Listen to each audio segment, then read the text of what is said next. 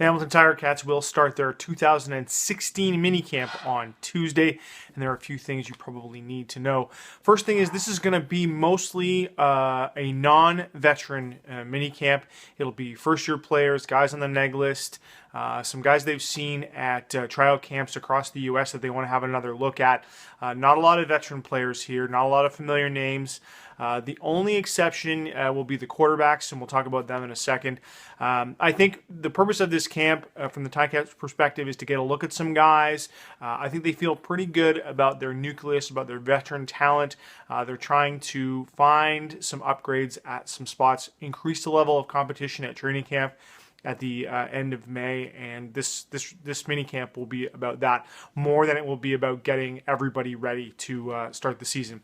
As I said, the quarterbacks will be here, however, including Zach Collaros. Now, I don't expect him to take the field at all or participate in any of the drills.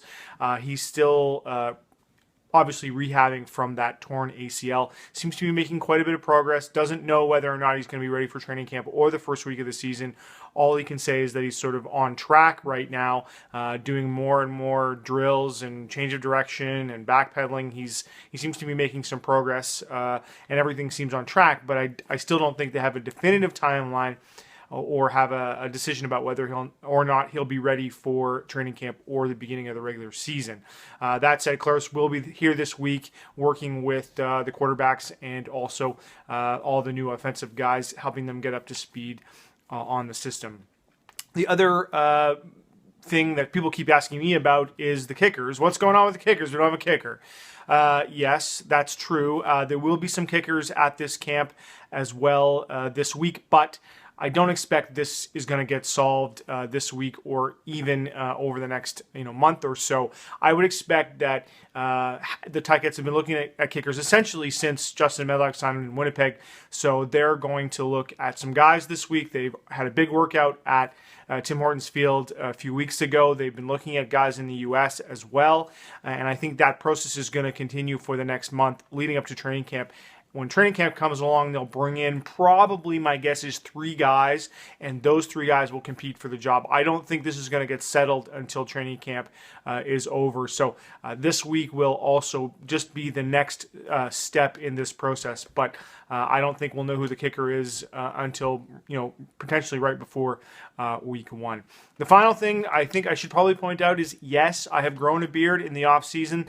The last day I shaved was actually Grey Cup Sunday. And then I just sort of didn't have a reason to shave, and probably still don't. I probably should, but I'm not going to. I may shave to start the regular season. I may not. I have become amused by this beard, and that is a good enough reason for me to keep it. So unfortunately, for at least the next little while, and certainly this week while we're doing these videos at off-season workouts, you will have to look at my gray, hairy face. Sorry about that. Okay, so we'll have lots of stuff from the off-season workouts Tuesday, Wednesday, Thursday here in Hamilton.